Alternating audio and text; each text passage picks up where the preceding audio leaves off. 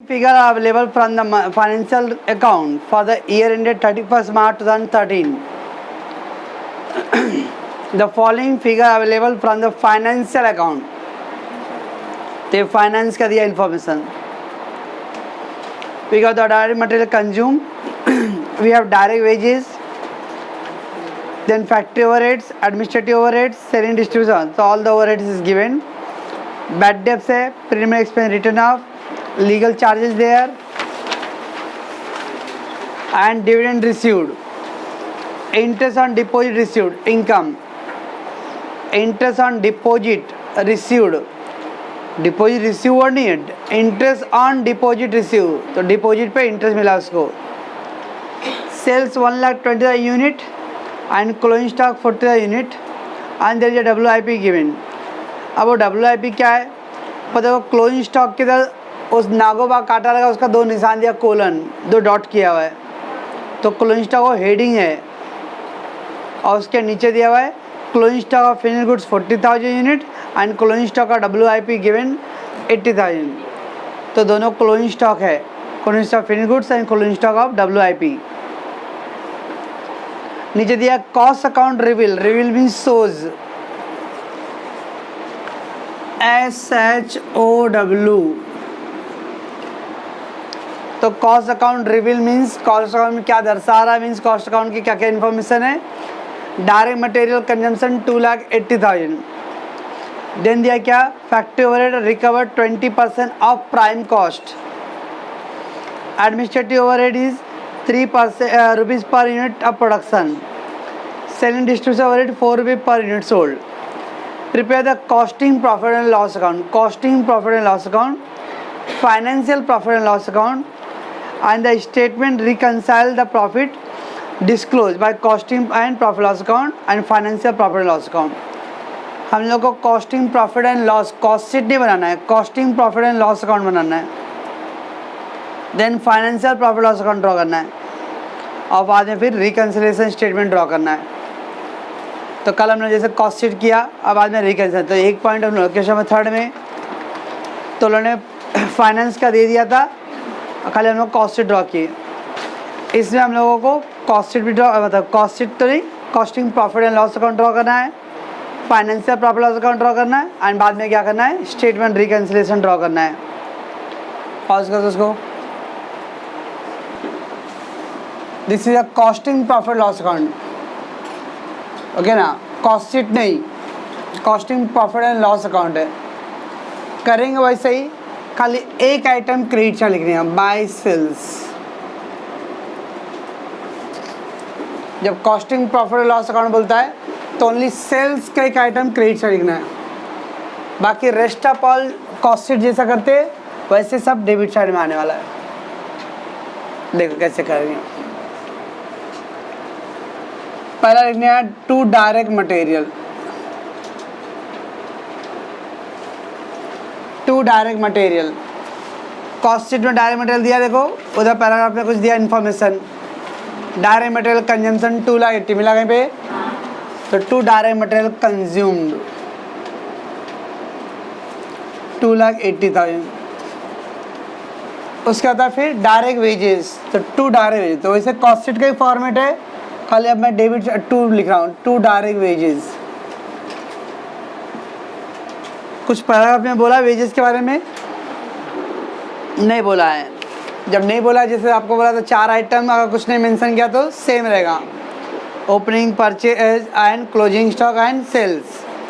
तो कुछ मेंशन नहीं किया तो ऐसा हो सकता है कि फैक्ट्री बिना वेजेस के काम किया रहेगा, बिना वेजेस का प्रोडक्शन होगा क्या, नो. तो इसका तो वेजेस भी क्या होगा, दोनों में सेम रहेगा. तो कितना वेजेस है, 1 लाख है. तो to direct wages 1 lakh. Okay. Direct expense है क्या, सब में डायरेक्ट एक्सपेंस नहीं है. इसका होता है, इसको बोलते हैं हम लोग प्राइम कॉस्ट. क्या बोलते हैं इसको हम लोग, प्राइम कॉस्ट. ऐसे ही है कॉस्ट शीट और कॉस्ट शीट अकाउंट. हाँ 380. तो cost sheet and cost sheet account में कोई फर्क नहीं, खाली सेल्स का एक आइटम क्रेडिट से लिख के बाकी सब इधर ही करना है. तो ये हो गया प्राइम कॉस्ट. फिर क्या आता है इनडायरेक्ट कॉस्ट में factory overhead. to 2 factory overhead. Factory overhead कुछ बोला है फैक्ट्री ओवर के बारे में? Yes, factory over record 20% of prime cost. ऊपर प्राइम कॉस्ट 380 है, उसका 20% 76,000. गेट टोटल 4,56,000 बराबर है 4,56,000. उसका क्या होता है? टू ओपनिंग स्टॉक और WIP, ऐड ओपनिंग स्टॉक और WIP and less closing stock और WIP. तो सब में ओपनिंग स्टॉक WIP है क्या? कहीं दिख रहा है ओपनिंग, लेकिन क्लोजिंग स्टॉक WIP है कितना? 80,000. एज ए कॉस्ट शीट पे ये पैराग्राफ में कहीं पे इंफॉर्मेशन नहीं है तो सेम रखेंगे हम लोग. तो क्लोजिंग स्टॉक क्या करेंगे हम लोग? Less closing stock of WIP 80,000.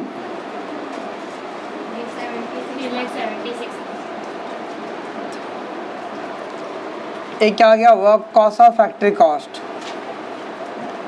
Work cost और इक्वल फैक्ट्री कॉस्ट. इसका क्या था? To office and administrative. Office and administrative कितना है? Office administrative 3 rupees per unit of production. Unit production 3 रुपये पर यूनिट प्रोडक्शन बोला है. यहाँ unit production, unit sold equal to unit produce plus opening stock of finish goods closing stock of finish बराबर है. चलो कहीं पे यूनिट के बारे में कुछ इन्फॉर्मेशन है. देखो यूनिट सेल दिया 1,20,000 मिला. कहीं पे यूनिट सोल्ड मिला, यूनिट प्रोड्यूस तो नहीं है. ओपनिंग स्टॉक कहीं है? ओपनिंग स्टॉक है? नहीं है तो ओपनिंग भी नहीं दिया है. अभी यूनिट प्रोड्यूस भी नहीं, ओपनिंग भी. कभी कभी ओपनिंग स्टॉक नील रहेगा. अब क्योंकि आपको 2 आइटम तो एक साथ नहीं निकलेगा ना. ओपनिंग स्टॉक भी, अब यूनिट प्रोड्यूस भी गायब है और ओपनिंग स्टॉक भी गायब है. At that time you can not calculate the 2 item. तो सब में ओपनिंग स्टॉक अटॉल नहीं है तो इसको क्या करेंगे हम लोग? नील एज्यूम कर लेंगे. और लेस क्लोजिंग स्टॉक कितना है? 40,000 यूनिट मिला तो माइनस ज़्यादा प्लस हो जाएगा.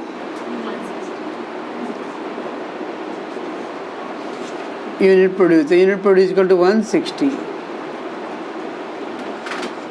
ओके. तो सब में ओपनिंग स्टॉक के बारे में मेंशन नहीं है तो एज्यूम कर लेंगे कि ओपनिंग स्टॉक क्या है? नील है. सर मैं ऐसा एज्यूम करूँ कि ओपनिंग यूनिट प्रोड्यूस नील है तो मतलब इस साल कुछ प्रोड्यूस नहीं हुआ. कर ले एज्यूम यूनिट प्रोड्यूस नहीं हुआ मतलब जो पिछले साल तो वही बेच रहा है. तो रिमेंबर तो क्या बोला था वर्ड? 3 रुपये पर यूनिट ऑफ प्रोडक्शन. तो यूनिट प्रोडक्शन कितना है? 1,60,000 और 3 रुपये 4,80,000 बराबर है. क्या आएगा?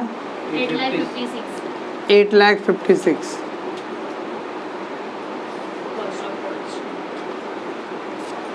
राइट. ये आ गया कॉस्ट ऑफ प्रोडक्शन.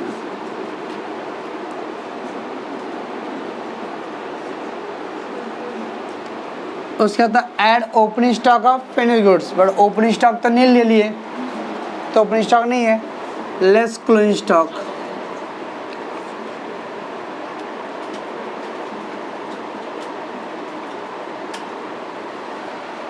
कितना है?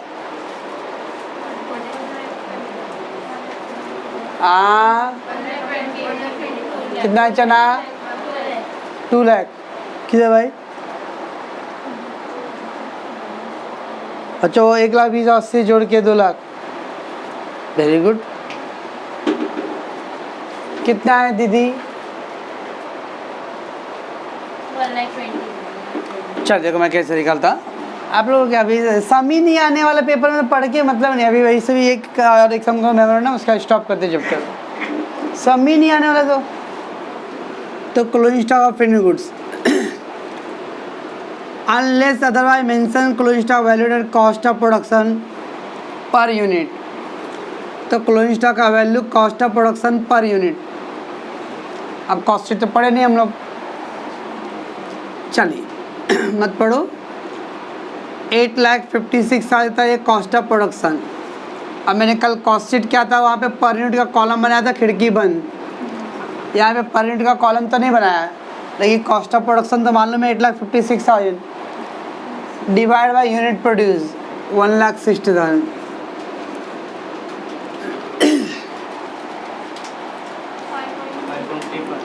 5.3 आगे है बस। तो ये पर यूनिट रेट। तो क्लोजिंग स्टॉक का जब वैल्यू नहीं बोलता है तो cost of production per unit से करते हैं। तो ये कॉस्ट ऑफ प्रोडक्शन आ गया, और पर यूनिट कैसे निकालेंगे, यूनिट प्रोड्यूस से डिवाइड कर दो। अब क्लोजिंग स्टॉक कितना यूनिट है, 40,000 यूनिट है, और इंटू 5.35 2,14,000 ऐसे। तो क्लोजिंग स्टॉक का वैल्यूएशन अगर कुछ मेंशन नहीं किया कॉस्ट शीट में तो वो वाला नहीं, वो तो फाइनेंस का दिया 1,20,000। तो क्लोजिंग स्टॉक का वैल्यूएशन कुछ मेंशन नहीं है। तो cost of production per unit, तो कॉस्ट ऑफ प्रोडक्शन ये है, उसको रेट से डिवाइड कर दो तो cost of production per unit आ जाएगा।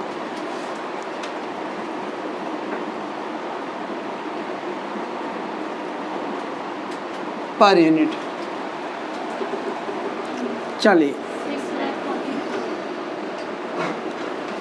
ये आ गया कॉस्ट ऑफ गुड्स सोल्ड।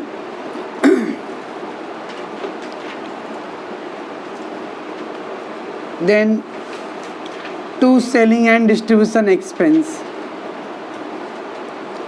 कुछ दिया है सेलिंग डिस्ट्रीब्यूशन के बारे में। 4 rupees per unit sold. 4 into कितना करूँगा, 1,20,000 यूनिट सोल्ड।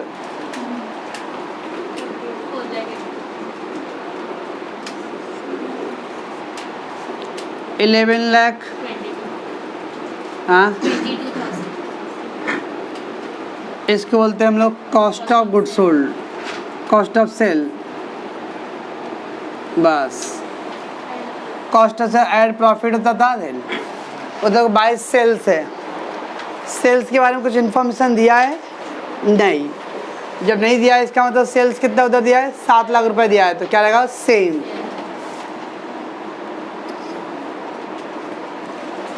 सेल 7 लाख है और इधर हो रहा है 11 लाख, तो इससे ज़्यादा है तो क्या आएगा, हाँ प्रॉफिट। गुड। तो क्या करें, प्रॉफिट। चलो चलो चलो चलो 4,22,000 बाय नेट लॉस।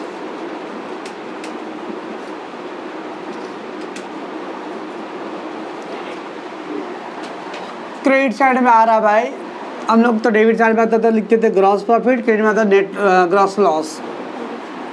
शायद 5 साल में बदल गया रहेगा। कंजम्पशन चलो कितने, 2,50,000। 2 डायरेक्ट वेजेस कितना है, 1 लाख। इसमें कुछ प्राइम कॉस्ट और उसका हेड डालने की जरूरत नहीं है इन फाइनेंस। बस जैसे ट्रेडिंग प्रॉफिट लॉस अकाउंट बनाते थे वैसे एक्सपेंस आप लिखते जाओ। 2 फैक्ट्री ओवरहेड्स,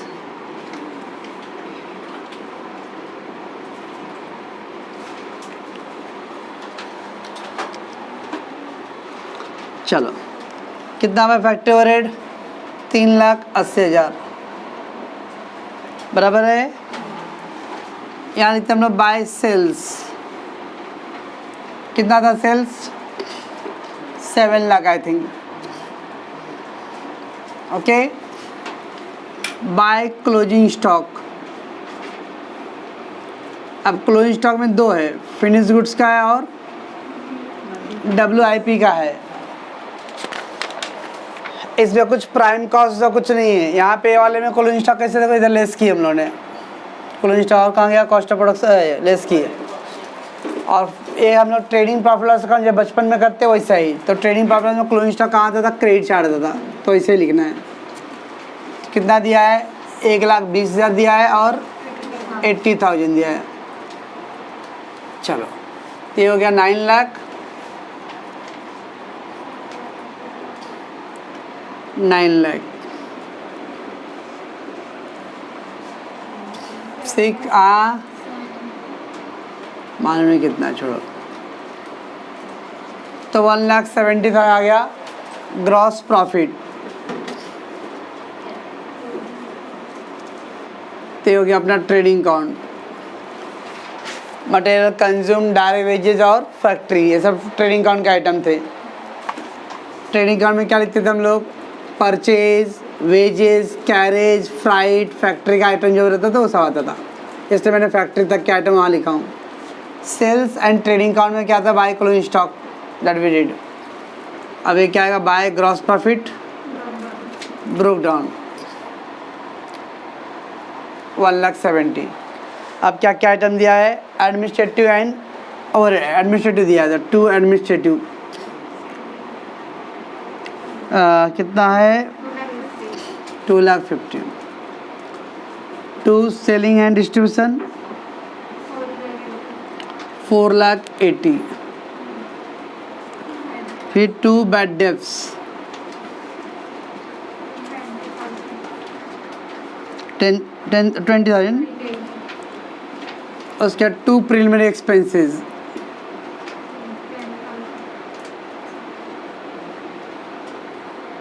10,000। लीगल चार्जेस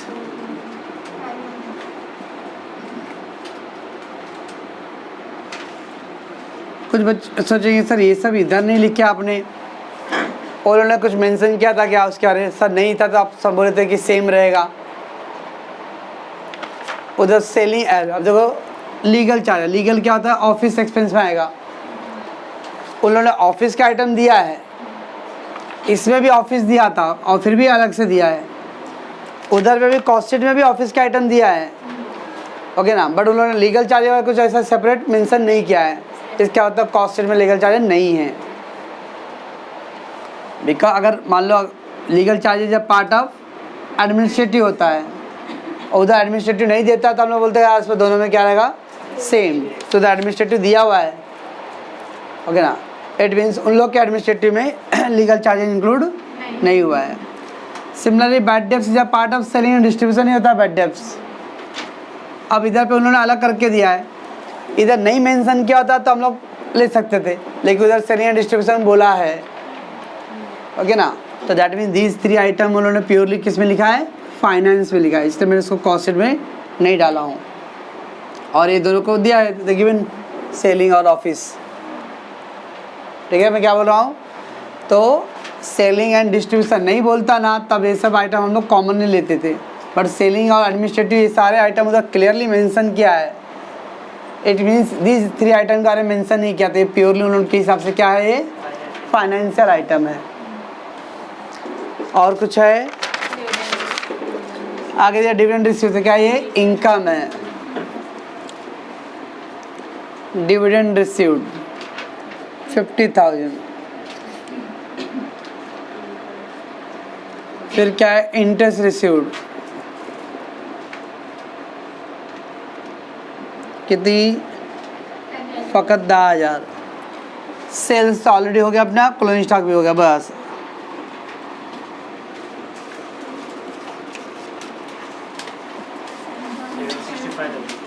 कितना? 7 लाख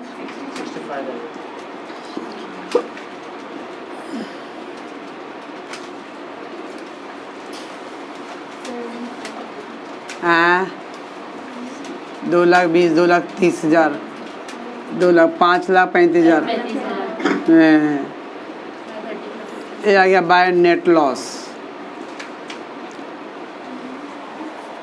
अब आप दोनों वालों में net loss as per cost sheet, net loss as per finance, इसके बेस पे आप रिकंसिलिएशन करना रहेगा। We have to do our working note पहला। अब क्या है? Net loss as per cost है और फाइनेंस लाना पड़ेगा। अब कॉस्ट से शुरू करो या फाइनेंस से, ओके? ऐसा कोई जरूरी है कॉस्ट से? हम लोग को अच्छा लगता है। अब तो मैं फाइनेंस से करूँगा। अरे भाई ऐसा मत करो। Net loss as per cost finance.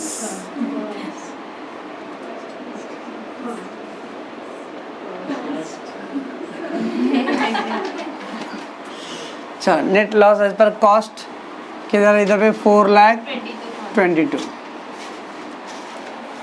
Net loss as per cost है तो क्या आएगा, माइनस इथुन प्लस, हाँ बी प्लस। चलो ये दोनों है तो बुक की क्या जरूरत है। पहला डायरेक्ट मटेरियल 280 है, उधर को डायरेक्ट मटेरियल 250 है, तो डिफरेंट है। मटेरियल क्या, इनकम एक्सपेंस, एक्सपेंस है DCM। कॉस्ट में है 280, इधर एक्सपेंस में ज़्यादा स्पेस लगेगा तो 5-6 लाइन में काम नहीं चलने वाला, बहुत सारा आइटम है, 10-12 लाइन लगेगा। पहले क्या मैं बोलूँ, आपको नहीं जजमेंट हो रहा है। फाइनेंस 250, 30,000 का डिफरेंस, और क्या आएगा माइनस साइन, बड़ा नंबर है। वेजेस 1 लाख, उधर वेजेस 1 लाख सेम है। उसके बाद दिया फैक्ट्री ओवरहेड 76, फैक्ट्री ओवरहेड 76,000। यहाँ पे फैक्ट्री ओवरहेड 3,80,000, 3,04,000 प्लस बराबर। क्लोजिंग स्टॉक का WIP 80,000, देखो क्लोजिंग स्टॉक WIP 80,000 सेम है। ऑफिस एंड एडमिनिस्ट्रेटिव 480, इधर कितना office administrative 250, office and administrative 480, रुकना पहला, और इधर है 250, मैं 50 नहीं 250, 230 मैं 30 नहीं, माइनस एडमिनिस्ट्रेटिव हो गया। चलो मैं आगे, उसका क्लोजिंग स्टॉक 250, उधर का क्लोजिंग स्टॉक 120 है। क्या है वो, इनकम है क्लोजिंग स्टॉक 2,14,000, 120, 80, 94, 1,94, 94 दिख रहा है ये, 94 क्या है प्लस, नहीं दिख रहा तो लोग दिखा, ऐसे भी तो सुबह करना ही मेरे को है, तो दिखने का क्या मतलब है कि नहीं भाग्या। हाँ क्या मतलब है, दिख रहा है कि नहीं दिख रहा है। चलो किधर गया, उसके बाद सेलिंग एंड डिस्ट्रीब्यूशन 480, उधर सेलिंग डिस्ट्रीब्यूशन 480 टैली हो गया पर गेट। और कोई साइड आइटम है, सेल्स था 7 लाख, 7 लाख टैली हो गया। तो इधर का आपने सब कंपेयर कर लिया। अब इस पर देखो क्या कुछ बच गया है, डाई मटेरियल सब तो हो गया था, ये 3 बच गया रहेगा। बैड डेब्ट्स अब किस में रिकॉर्ड है, फाइनेंस में, डैश 20,000 क्या आएगा plus preliminary expenses 10,000 plus legal charges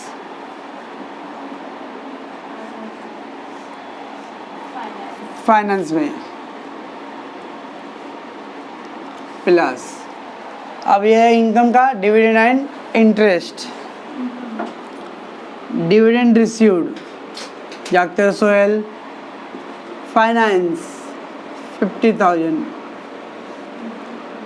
क्या आएगा मिनस, फिर क्या है interest received, interest received 10,000 minus, बस हो गया।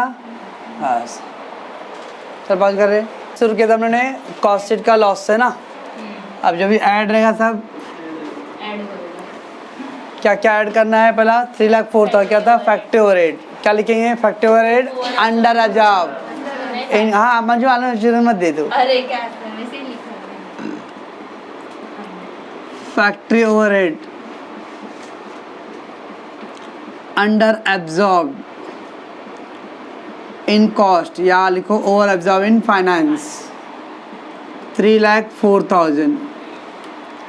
फिर क्या है प्लस में बैड डेब्ट्स, देखो bad debts preliminary and legal charges, ये सब क्या only recorded in finance. BD only recorded. सुनो था बच्चों, कभी कभी अगर अपने अभी तो पूरा पेपर में टाइम ही टाइम रहने वाला है, कुछ लोग क्या करते हैं, जो मालूम है तीनों का पैटर्न सेम है, अब ये भी लिखूंगा क्या ओनली रिकॉर्डेड इन फाइनेंस, ये भी लिखूंगा ओनली रिकॉर्डेड इन फाइनेंस, तो कुछ लोग क्या करते हैं ऐसा लिखते हैं bad debts preliminary expenses legal charges and legal charges only recorded finance. Only recorded in finance. तीनों का पैटर्न सेम है तो लिख सकते हैं ऐसा।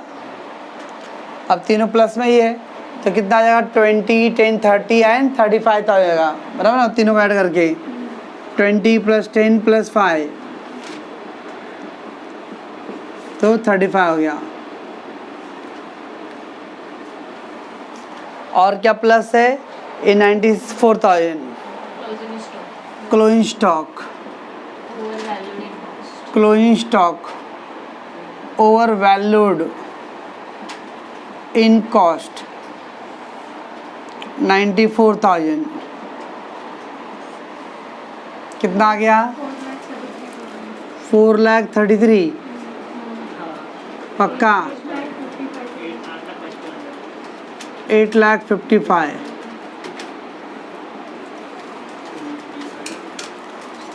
लेस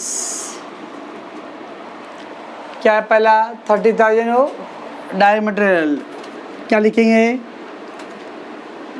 डायरेक्ट मटेरियल, बोलो बोलो ओवर कंज्यूम इन कॉस्ट या अंडर कंज्यूम इन फाइनेंस, तो मटेरियल के लिए कंज्यूम वर्ड यूज करेंगे।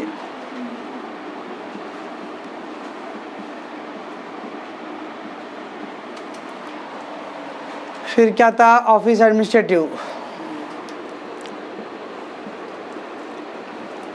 ऑफिस एडमिनिस्ट्रेटिव क्या वर्ड है ओवर एब्जॉर्ब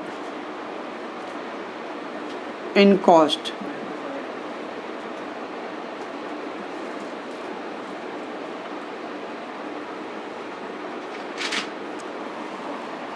$2,30,000 और कुछ है इधर दो ये है ना लास्ट में।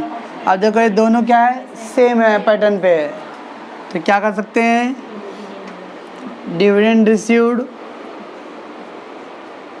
And interest received only recorded in finance. Only record in finance कितना आएगा 60,000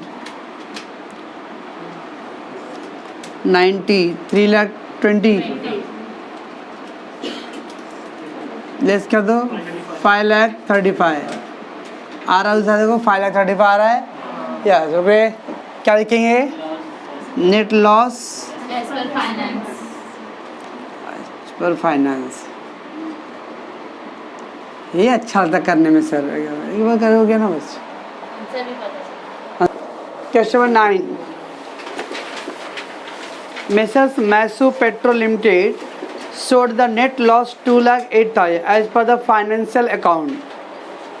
तो फाइनेंस का लॉस कितना है 2,08,000 for the year ended 31st March 2013 and the cost account however disclosed the net loss of 1,64,000 for the same period। तो finance के हिसाब से लॉस कितना है 2,08,000 एंड द कॉस्ट के हिसाब से 1,64,000। The following information was revealed as a result of scrutiny। Scrutiny मतलब इंक्वायरी, जांच पड़ताल, that is scrutiny। With the figure both the set of books क्या दिया फैक्ट्री ओवरहेड अंडर रिकवर्ड। अब factory overhead under recovered in what ऐसा कुछ दिया नहीं कि कॉस्ट है कि फाइनेंस। ओके, तो हमेशा अज्यूम करना है कि कॉस्ट की बात कर रहा है। जब अगर मेंशन नहीं क्या रहेगा कि factory overhead under recovered in what in cost of finance का कुछ मेंशन नहीं करता है, तो हमेशा प्रिजम्पशन करने आओ कॉस्ट की बात कर रहा है। चलो मैं administrative overhead over recovered, again कुछ दिया नहीं तो कॉस्ट की बात हो रहा है। Depreciation charge in financial account and depreciation recovered in cost, recovered मतलब रिकॉर्डेड, तो फाइनेंस में रिकॉर्ड डेप्रिसिएशन कितना है 60,000 और कॉस्ट में डेप्रिसिएशन कितना है 65। Interest and investment not including the cost, चना not including the cost Recorded in finance. Finance. अच्छा भाग्या चुन दी थी मैंने इसका ऐसे कल भी आता है एक लाइट आइटम ना, हाँ हाँ, तो लिखा मैंने फाइनेंस में, तो 10 भाग्या सर एक गलत कर दिए क्या, तो कॉस्ट में लिखे नहीं, कॉस्ट में लिखा आप फाइनेंस में लिख दिए, बाद में वो अंतिम बोल रही हो तो नाट लिखा इंटरेस्ट और investment not including the cost, तो नॉट इंक्लूडिंग द कॉस्ट मतलब that is finance. Income tax provided, आगे दिया नहीं मेंशन, तो इनकम टैक्स फाइनेंशियल आइटम है तो फाइनेंस में। Share transfer fees financial book, store laser credit in the finance book. देखिए आगे बोला prepare the memorandum reconciliation account, memorandum account, तो क्या बोला था कि जिस साइड आपने डेबिट साइड या क्रेडिट साइड जहाँ से भी पहला आइटम शुरू हुआ रहेगा ऑल प्लस आइटम उस साइड जाएगा और माइनस वाला आइटम अपोजिट साइड जाएगा। देखते तो इसमें पहले वर्क की नोट करना है, पॉज कर कितना मिनट। चलो चलो अपने पास दोनों लॉस है, नेट लॉस है, इस पर फाइनेंस है और कॉस्ट भी है, ओके ना। चलो नेट लॉस है, इस पर फाइनेंस है, क्या करेंगे Minus. प्लस Finance है। तो कॉस्ट नहीं ले रहे, कॉस्ट वाला था उसने इसी लिखा है, समझने को। और अगर कभी क्वेश्चन में फाइनेंस खरीद दिया तो ले लेंगे। हाँ ले लेंगे, तो एक ले ले चल। तो नेट लॉस है, इस पर फाइनेंस है तो मैं प्लस लिख रहा हूँ, minus minus factory overhead under recovered in dash दिया है, तो अंडर रिकवर्ड इन कॉस्ट है वो, तो हम लोग कहाँ लिखेंगे फाइनेंस में लिखेंगे। फैक्ट्री ओवरहेड अंडर रिकवर्ड इन कुछ मेंशन नहीं किया तो मतलब कॉस्ट, हम लोग फाइनेंस में लिखेंगे 3000 less. Don't give signal administrative overheads over recovered in cost, तो सेम बुक।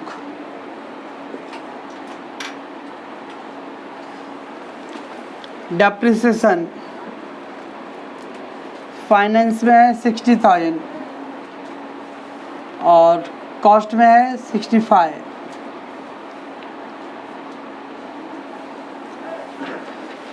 फिर क्या है इंटरेस्ट और investment,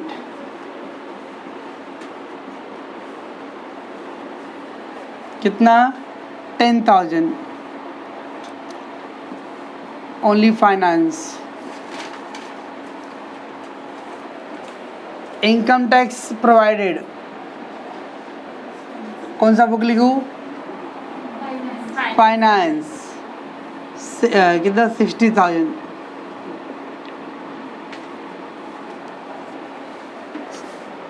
transfer fees income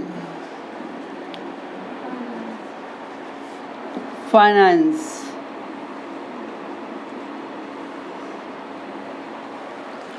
store adjustment income, और क्या दिया है फाइनेंशियल बुक। चलो ये इतना। अब क्या रूल अपना, हम लोग जिस साइड से स्टार्ट करेंगे ऑल प्लस वाले आइटम उस साइड लिख देने का। वो साइन किसके हिसाब से डाले हम लोगों ने, लॉस एज पर फाइनेंस। अब हम लोग को अकाउंट में लिखना है nominal account debit all expense and losses, तो देखो कैसे लिखेंगे to loss as per finance. कितना लॉस था फाइनेंस का 2,08,000। ठीक है मैं क्या बोल रहा हूँ, लॉस डेबिट साइड लिखेंगे, प्रॉफिट होता तो क्रेडिट साइड लिखता था। अब आपने पहला आइटम डेबिट साइड लिखा है तो इसका मतलब जितने भी प्लस वाले हैं वो सब डेबिट साइड आएगा। प्रॉफिट होता सवाल में, प्रॉफिट एज पर फाइनेंस, तो प्रॉफिट हमने लिखा लिखते बाय प्रॉफिट, तो पहला लाइन आपने क्रेडिट साइड लिखा तो सारे प्लस क्रेडिट साइड आएगा, और लॉस मतलब माइनस वाला अपोजिट साइड। चलो क्या क्या प्लस, अरे -3 कहाँ लिखे, माइनस प्लस वाला तो इधर लिखने वाले हम लोग, अपोजिट साइड तो माइनस क्रेडिट साइड लिख देंगे। By factory overhead under recovered in cost,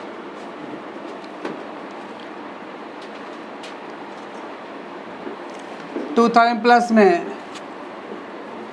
to administrative overhead over absorb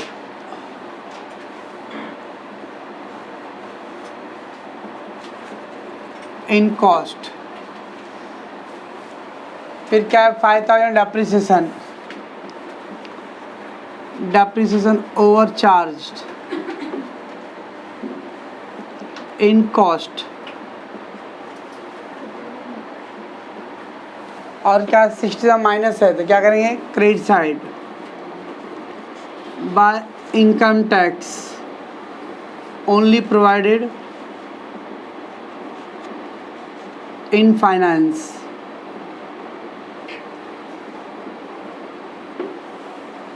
फिर क्या है, सब तीनों ऑल 3 प्लस है। To interest on investment only recorded in finance,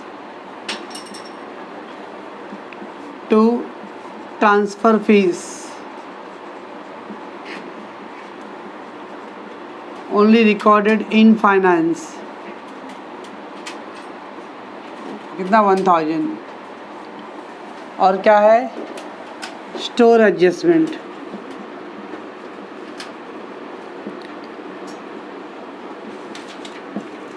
only recorded in finance 2,26,000 रुकना भाई, बढ़ जाएगा, हाँ 1,36,000। 1,36,000 आ रहा है, हाँ चल रहे नहीं नहीं नहीं नहीं 63। पॉज कर, 1,63। पहले पॉज कर, ये 227 है, ये वाला 164 आ रहा है, क्रेडिट साइड में आ रहा है, तो बाय नेट लॉस एज पर ऊपर क्या क्या फाइनेंस से किया था, अभी क्या आएगा, कॉस्ट, बस।